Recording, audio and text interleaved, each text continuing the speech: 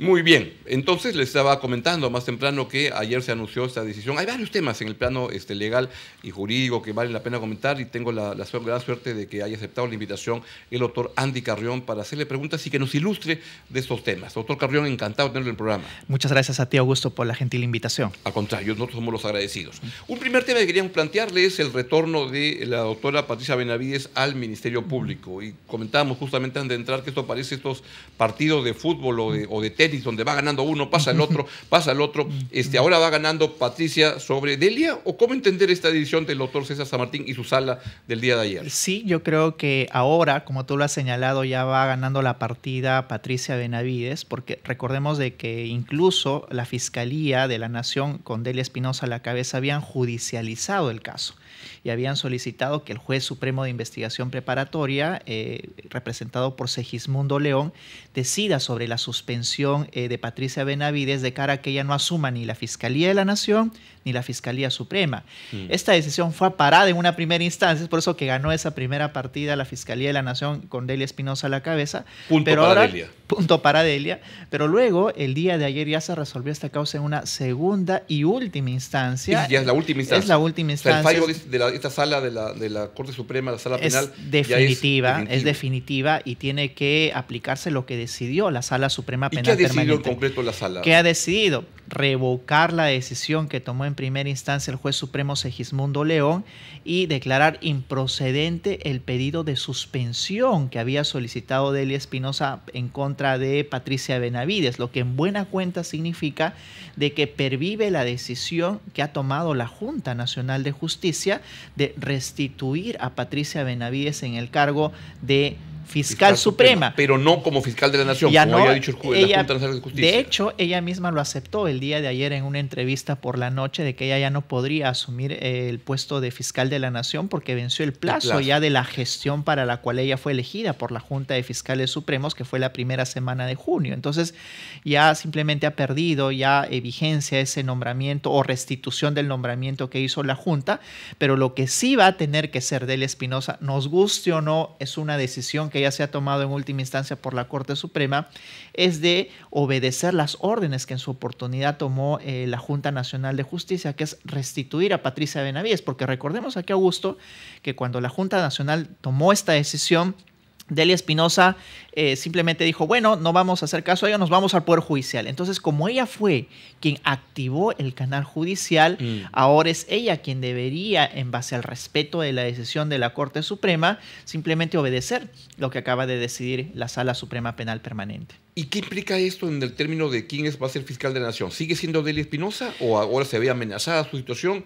¿Qué es lo que se puede prever? Sigue siendo Delia Espinosa. Ella ha sido elegida por un marco temporal que culmina, entiendo, todavía en 2 años, ¿no? Ella tiene que seguir dirigiendo la Fiscalía de la Nación, pero ya vemos que hay 2 jueces o 2 fiscales supremos restituidos. Primero sería Tomás Aladino Gálvez, que hace poco fue restituido también en la Junta, y ahora, que es inminente su retorno, Patricia Benavides. Ahí van dos. Y del otro lado tenemos a Pablo Sánchez y también a la fiscal de la Nación, esta que fue también fiscal de la Nación, no recuerdo bien su nombre, que serían ya 4 o 5 los que estarían conformando esta Junta Nacional de Justicia, quien precisamente investigó a Martín Vizcarra, que fue la fiscal. Si lo pueden recordar, por favor, el nombre que la fiscal que le hizo. Soraya Dávalos. Soraya Dávalos. Entonces estaría. Chapa de Shakira, sí, exacto. Entonces sería por un lado Pablo Sánchez, Soraya Dávalos, la misma fiscal Delia Espinosa, y por otro lado ya con Patricia Benavides y Tomás Aladino.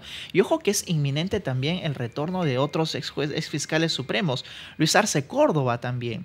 ¿Y hay sitio para tantos? A veces escucho que solamente hay 5 sillas en esa sala y que no hay para más, o podrían poner más sillas. No por un tema estrictamente presupuestal, ¿no? Ellos tendrían que habilitar presupuestalmente un puesto adicional para que se ocupe la Junta Nacional, la Junta de Fiscales Supremos. De hecho, que también la Junta, quien elige a los fiscales supremos, está limitada en base a este presupuesto. Pero la madre del cordero de todo el problema, Augusto, ¿cuál es el fondo ¿por qué están de todo retornando? este ¿Por qué retornó Tomás Aladino? ¿Por qué Patricia Benavides ahora? ¿Y por qué Luis Arce Córdoba y todos? Incluso Chávarri, si es que no estaría ya dado de jubilación, podría haber retornado. Y el problema fue la anterior Junta Nacional de Justicia, Augusto. Explique, Nos duele por favor, reconocerlo, ¿no? Porque ellos instauraron un procedimiento inmediato para la destitución de fiscales supremos y jueces supremos. Otros también jueces supremos siguieron el mismo camino. El problema fue de que este proceso inmediato, sumarísimo, cortísimo, no estaba consignado ni en las líneas o directrices, el estatuto propio del funcionamiento de la Junta Nacional de Justicia, y tampoco en la Constitución, Augusto. Entonces, destituyeron a los fiscales supremos o exfiscales supremos a través de un procedimiento que no estaba regulado. O sea, la manera como sacaron a Patricia Benavides era incorrecta. Era incorrecta, ¿no? Y no solo a ella, sino también a Chávarri, a Tomás Saladino. Y el problema es ese cuando el procedimiento es erróneo, que se instaura para destituir a determinados funcionarios. Todos estábamos de acuerdo que algunos sí tenían que ser investigados. Había el tema, recordarás tú, de los cuellos blancos, algunas relaciones con ciertos fiscales supremos.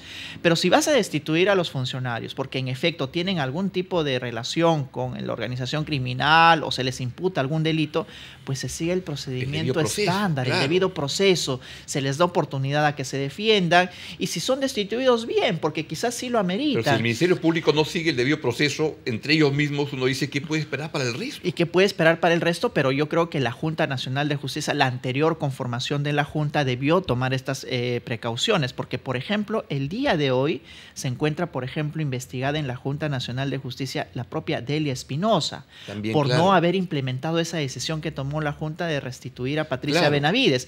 Pero también dentro de esta investigación que se le sigue ahora a Delia Espinosa se solicitó que se la pueda suspender del ejercicio de sus funciones temporalmente. Y yo creo que hizo bien esta Junta en decir, no procede. Hay que seguir el debido proceso. Pueden durar meses la investigación en contra de Delia Espinosa, pero hay que darle oportunidad a que se defienda, aportar sus medios de prueba y seguir el procedimiento que sí está establecido dentro de los estatutos propios del funcionamiento de la Junta. Y si es destituida finalmente, pues se le ha dado todas las oportunidades para que ejerza su derecho de defensa, cosa que no sucedió con el resto. Y lamentablemente, estemos o no de acuerdo, van a seguir siendo restituidos si recurren a la justicia constitucional, porque el propio Tribunal Constitucional señaló de que este es un procedimiento inexistente, arbitrario. Y es por eso que a la Junta tampoco le queda más remedio que ir restituyéndolos. Y luego, no significa, y eso sí hay que puntualizarlo a tu teleaudiencia, Augusto, que Patricia Benavides ya no va a ser investigada. Ojo. Ya no. No, significa de que el procedimiento que se implementó para que se la destituya fue un procedimiento arbitrario. Ella va a seguir siendo investigada por la actual Junta, pero siguiendo los procedimientos que sí están establecidos tanto en las directrices y estatutos de la Junta como también en la Constitución. La pregunta, ¿por qué la sacaron a Patricia Benavides? ¿Por las declaraciones de este testigo, este colaborador, ¿cómo se llama? Jaime Villanueva. Jaime Villanueva, ¿esa fue la razón? Sí, fue la razón, y a través de que el equipo especial recordarás tú, el equipo especial contra la corrupción en el poder que dirigió Marita Barreto y Harvey Colchado, habían ellos investigado esta supuesta organización criminal que dirigía precisamente la ex fiscal de la Nación, Patricia Benavides. Ahí te recordarás tú el famoso organigrama, el ala congresal, el defensor del pueblo, incluidos los miembros de la Junta Nacional de Justicia. También eran parte de la banda, digamos. Entonces, lo que se hizo fue, digamos, implementar un procedimiento inmediato por estas imputaciones, porque se le fueron abriendo investigaciones a la fiscal de la Nación, al ex fiscal de la Nación, y eso motivó a que la Junta tome precisamente la decisión a través de un procedimiento célere de destituirla. Y esa fue la madre del cordero también del problema. Sin embargo, lo que no significa, y repito que eso es importante puntualizar, de que ella ya no va a ser investigada. Va a seguir siendo investigada Patricia Benavides, por supuesto, pero a través de los procedimientos regulados en la ley. Más allá de esto, ¿ante qué estamos en un problema en el Ministerio Público? ¿Hay un problema muy grave ahí? Es un problema muy grave, Augusto. Mira, yo creo que de un tiempo a esta parte la Fiscalía ha servido como un botín, se está instrumentalizando una institución tan importante como el Ministerio Público. ¿Una lucha de bandos políticos es una por lucha, capturar una institución para usarla políticamente? Sí, para usarla políticamente. ¿Qué duda cabe? La Fiscalía hoy en día tiene el poder incluso de destituir indirectamente hasta presidentes de la República, acorralarlos, empapelarlos, y que luego ello motive también a diversos procedimientos, incluso congresales, para poder destituir no solo a un presidente, que ya es mucho, sino ministros, etcétera. Entonces, incluso hoy, Delia Espinosa, por ejemplo, yo creo que ha mal utilizado ese poder porque ha investigado a las personas que las criticaban.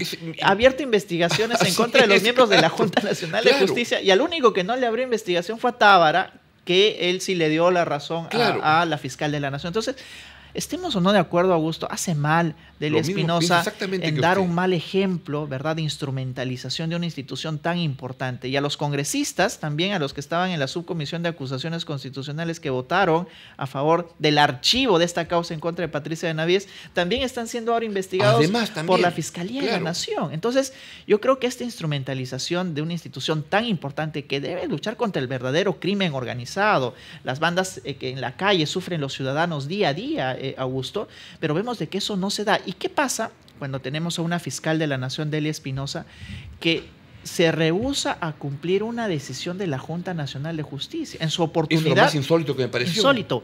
En su oportunidad yo critiqué y dije en su oportunidad que debía ser investigada Patricia Benavides. Y cuando se le investigó y la Junta tomó la decisión, a pesar de un procedimiento rápido, célere, sumarísimo, de destituirla, ella se fue a su casa. Agarró sus cosas, se fue a su casa, obedeció lo que dijo la Junta, bueno, y se defendió. Y eso es algo que no está sucediendo con Delia Espinosa, porque cuando la Junta dijo, mira, aquí va a retomar Patricia Benavides, esté o no de acuerdo con esa decisión, la Fiscalía de la Nación y la Fiscalía Suprema ya dijo no voy a hacer caso a ello. Entonces, ese mal ejemplo cunde dentro de la población, Augusto. Las sentencias se cumplen si me conviene. Sí, solo si me conviene. Vladimir Cerrón dice, si me asuelven, vale. Si no, me fugo y no pasa nada. Bueno, pero todos tenemos que cumplir las decisiones. Vladimir Cerrón también, querramos o no, ha sido favorecido por una decisión en la Corte Suprema y también otra en la Corte Constitucional. Nos puede gustar o no, pero hay que obedecerlo. Ese es el Estado constitucional de derecho. Nos favorezca o no, estemos de acuerdo o no. Pero cuando ya uno se rehúsa porque no le conviene a obedecer una decisión, ya el Estado democrático se va minando. Totalmente. Porque la institucionalidad depende de la obediencia de las decisiones de las instituciones. Y si estamos en desacuerdo porque es una medida arbitraria, como lo hizo... Apela a las instancias correspondientes. Apelas a la misma institución, a las instancias, acciones de amparo, habeas corpus, y en algún momento te tendrán que dar la razón. Pero eso no ha pasado con Delia Espinosa. La vocación de patear el tablero se ha instalado con mucha fuerza en el mundo ministerio público, poder judicial, en la política. Y el problema es de que si los principales funcionarios patean el tablero, Augusto, ¿qué ejemplo podemos tomar nosotros los ciudadanos? Si hay una decisión del Poder Judicial o del Ministerio Público, simplemente no obedezco. ¿Me conviene o no me conviene? Sí. Según eso, y ese mal ejemplo mina la legitimidad de un Estado democrático, Augusto. Así es. Y ese es el problema. ¿Cómo se corrige eso? ¿Qué se puede hacer? Porque cuando también escucho que en el Congreso dicen que queremos reformar el Ministerio Público, y dicen, aguanta. Ahí están todos investigados por ladrones. Y además, y están tratando de politizar una institución tan importante como el Ministerio Público. Lo que sí, a mí me parece adecuada la propuesta de reformar no solo el Ministerio Público, sino el sistema de justicia en general. Porque el otro día me preguntaba y me decía, por ejemplo, el vocero del Ministerio Público decía, Víctor Cubas, decía, no, que quieren destituirnos para sus intereses, que el Ministerio Público no funcione como ahora está funcionando. Y un momento, ¿ha reducido este Ministerio Público los índices de criminalidad? No. Que es lo más importante. Entonces hay que reformarlo. O sea, si no está cumpliendo su función principal, que es la reducción de los índices de criminalidad, porque no solo la policía, recordemos, lucha contra el crimen organizado, sino la fiscalía principalmente. Entonces, si no está funcionando, se tiene que reformar, Augusto. ¿Cómo se reforma? Para que lo que salga pueda ser mejor que lo que tenemos ahora. Claro, primero evitando la intromisión política. Si bien es cierto, los pedidos de reforma del sistema de justicia y también del Ministerio Público han nacido del Congreso de la República, cuyos, como tú has señalado, congresistas tienen intereses porque son investigados. Claro. Yo creo que la propuesta es buena de reformarla, pero que no está a cargo del Congreso de la República. Puede, sí, en efecto, algún miembro u otro del Congreso de la República formar parte de una gran comisión de reforma que esté representado, por ejemplo, por un miembro del Poder Judicial, por un miembro del Ministerio Público, de la Defensoría, del Ministerio de Justicia, que sea plural y sobre todo que garantice la objetividad de la reforma del sistema de justicia en general, porque si solamente le delegamos esto a los congresistas de la República, van a desmantelar simplemente el sistema de persecución del delito, porque el 70% de congresistas, Augusto, se encuentran investigados por uno u otro delito. Entonces, eso es lamentable. Esperemos de que esto mejore en las siguientes elecciones, pero yo ya he perdido un poco la fe, porque cuando uno dice esperemos que mejore, se van incrementando más bien los escándalos. Como dice el Cuto Guadalupe, la fe siempre hay que buscarla, hay que pero los escándalos siempre persiguen a cada uno de los congresistas que conforman cada uno de los congresos. Y uno ve que a la política entra gente con chicharrones y entran delincuentes para ver cómo enjuagan sus delitos y cómo se protegen de eso. Claro, ahora, tenemos cierta responsabilidad los ciudadanos al elegirlos, Augusto. Y ese es otro gran... ¿Por qué? Porque nosotros finalmente somos quienes los elegimos, pero también por un sistema de partidos políticos que ya nos predisponen a quienes elegir. No hay yo tengo una visión un poco diferente. Nosotros no tenemos la culpa porque yo elijo de lo que me ponen en vitrina. Claro. Si esto fuera la elección del mejor peruano, la mejor peruana, pues no podría elegir de otra manera, pero es lo que los partidos me ponen en vitrina y lo que me ponen es un desastre. Claro. Y no tenemos otra opción, porque solamente a través de un partido político se pueden elegir a los congresistas, presidentes, etcétera. Y eso es lamentable porque si no se fortalece un sistema interno democrático de los partidos políticos, de idoneidad, de capacidad de cada uno de sus miembros, pues entonces los ciudadanos también estamos predispuestos, como tú bien has señalado, a elegir a esa terna que nos presenta el partido político y lamentablemente no siempre es la mejor terna, ¿no? Doctor Carrión, otro tema que quería, no quería perder la oportunidad de preguntarle es lo que ha pasado con esta declaración de la presidenta Boluarte sobre la Corte Interamericana en el caso de esta amnistía que se está planteando, que entiendo que todavía está en proceso, ¿no es cierto? Sí. Y ahí la Corte ha advertido que esto está mal y la señora Boluarte ha dicho somos soberanos dependientes, al diablo con la Corte. Sí, siempre usa términos un poco despectivos también la propia presidenta, pero yo creo que si nosotros nos preciamos de ser un Estado que respeta los derechos humanos, que sobre todo garantiza la sentencia contra personas que han cometido delitos de lesa humanidad. Y si nos preciamos de ser un Estado democrático valorado internacionalmente, pues tenemos que hacer caso a las decisiones que se toman en las cortes internacionales, de las cuales nosotros somos parte. O sea, nosotros somos parte de la Corte Interamericana. Si bien es cierto, esta opinión que ha vertido es de la Comisión, está simplemente en consonancia con la sanción a aquellos que cometen delitos de lesa humanidad. Si bien es cierto, hay una interpretación que en ocasiones es problemática, porque recién el año 2003 implementamos nosotros dentro de nuestro ordenamiento jurídico nacional estas normas internacionales de la imprescriptibilidad, por ejemplo, de los delitos de lesa humanidad, etcétera, es interpretable que también se pueda perseguir a personas que han cometido delitos previamente al año 2003.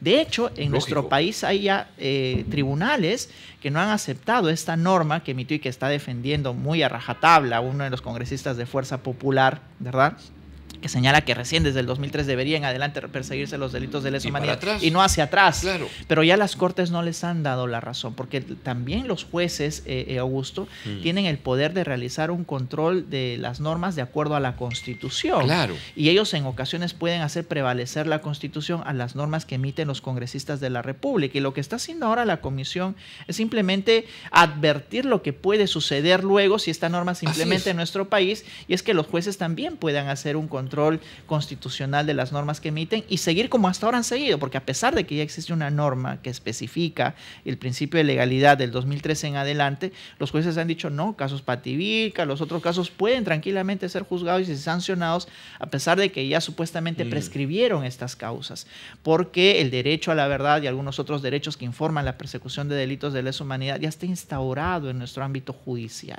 Y además, el tema, no sé, corríjame, pero una amnistía general es como una vaina, un problema, ¿no? Mira que eso se le dio. Mira, Alberto Fujimori también tuvo esa amnistía por parte de. No, amnistía no, sino un indulto por parte de PPK, pero luego la Corte corrigió ello y tuvo que anularse. Entonces, eso es lo que nos espera si es que el Congreso de la República sigue adelante. Y yo creo que la opinión de Dina Boluarte va en consonancia con este pacto que ya sabemos existe entre el Ejecutivo y el Legislativo, ¿no?